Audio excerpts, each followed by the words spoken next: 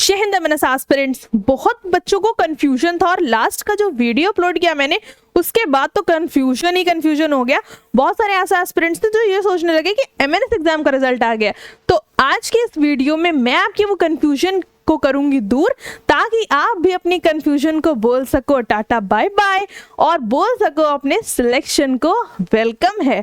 तो ऐसा करने के लिए आपको ये वीडियो एंड तक देखना पड़ेगा, ताकि एंड तक आपका पाथ क्लियर हो जाएगा। मैं इसी एक वीडियो की बात कर रही थी। जब मैंने कल ये वीडियो डाला तो काफी ज्यादा कंफ्यूजन मैंने देखा कमेंट सेक्शन में कि एमएनएस एसएससी का जो 2024 का एग्जाम है उसका फाइनल मेरिट लिस्ट आउट हुई थी, उसके ज्वाइनिंग लेटर्स आए थे बच्चों को। तो बच्चे ये जानना चाहते थे कि क्या क्या ज्वाइनिंग इंस्ट्रक्शंस हैं, क्लियरली एक बार मैम डिटेल कर दो और क्या डॉक्यूमेंट्स ले जाने वो बता दो। तो मैंने इस वीडियो में वही रेफर किया था। मैंने उन एमएनएस एसएससी 2024 के एस्पिरेंट्स को रेफर किया था जिन्होंने फाइनल मेरिट में अपनी जगह बनाई है और ज्वाइनिंग लेटर्स आ गए, जून में उनकी ज्वाइनिंग हो रही है। और ये शॉर्ट सर्विस कमीशन था। आप एमएनएस एस्पिरेंट्स इसमें कंफ्यूज हो गए। आपको सिर्फ अवेयरनेस लेनी थी कि हाँ ऐसा कुछ होता भी है, उसकी अभी फाइनल मेरिट लिस्ट आई है और ऐसा से ज्वाइनिंग हो रही है, बट आपने उसको कंफ्यूजन कर लिया। तो चलिए कोई बात नहीं, ऐसा कंफ्यूजन हो जाता है अक्सर जब हम किसी कंपटीशन की दिल से तमन्ना रखते हैं। चलिए, तो आज मैं बात करूंगी MNS examination versus MNS SSC examination और क्लियर करेंगे सारे पॉइंट्स।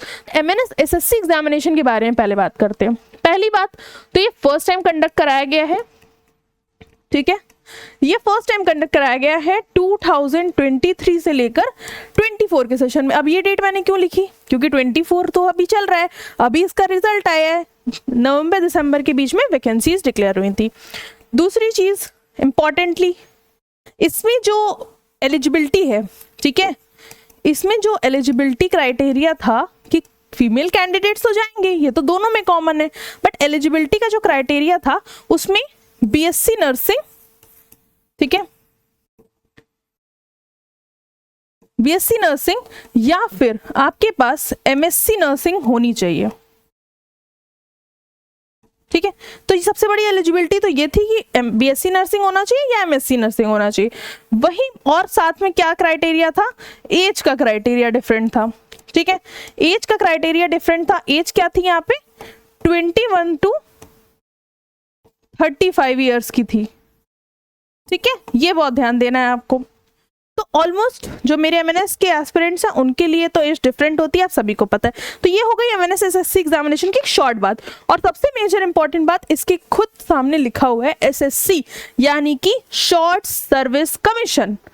और आप अगर एमएनएस एग्जामिनेशन की बात करोगे तो एमएनएस एग्जामिनेशन तो टोटली डिफरेंट होता है। क्यों टोटली डिफरेंट होता है, कोई बताएगा?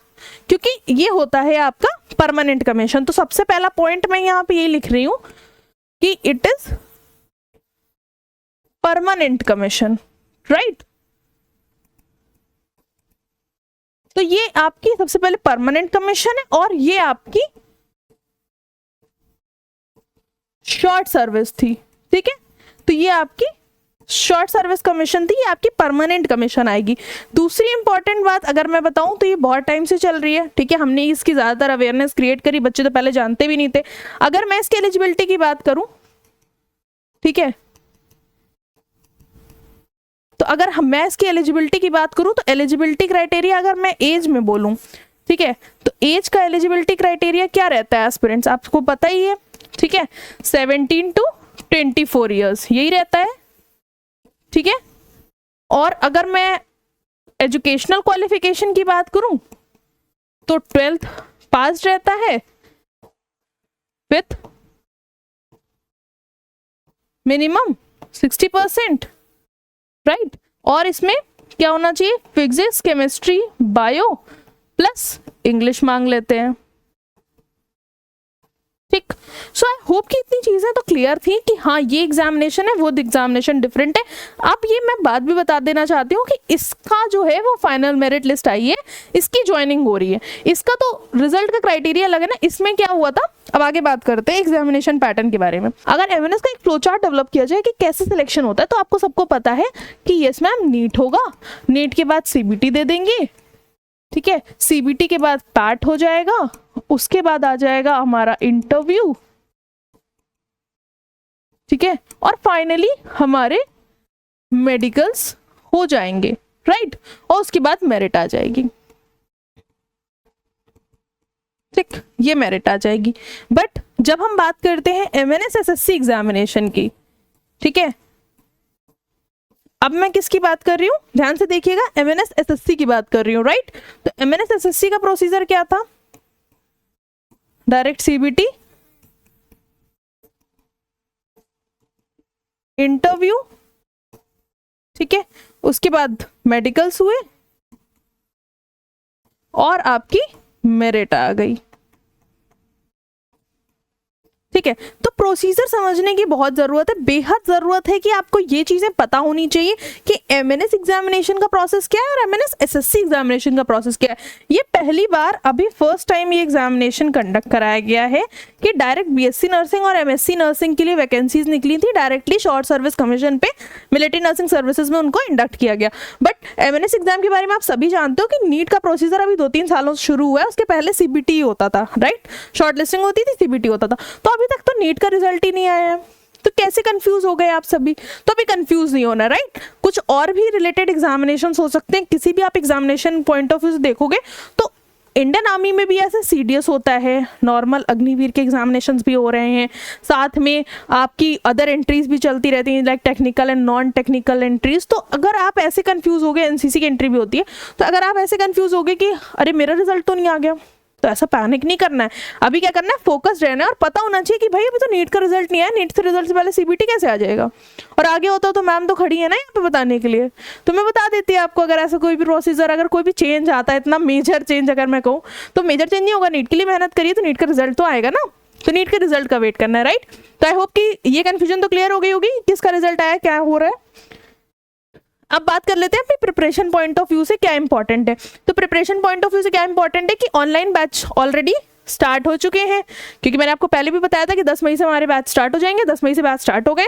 लेना चाहते हो जल्दी से क्या करना है, कॉल कर लेना है ऑफिशियल नंबर्स पर। ऑफिशियल नंबर कहाँ है, ये है आपकी स्क्रीन पे आपको दिख रहा है, ग्राफिक पे देख सकते हो आप, ये हमारी ऑफिशियल नंबर है 9795977776। इस पर कॉल करोगे ना तो आपको इस बैच की पूरी डिटेल्स मिलेंगी।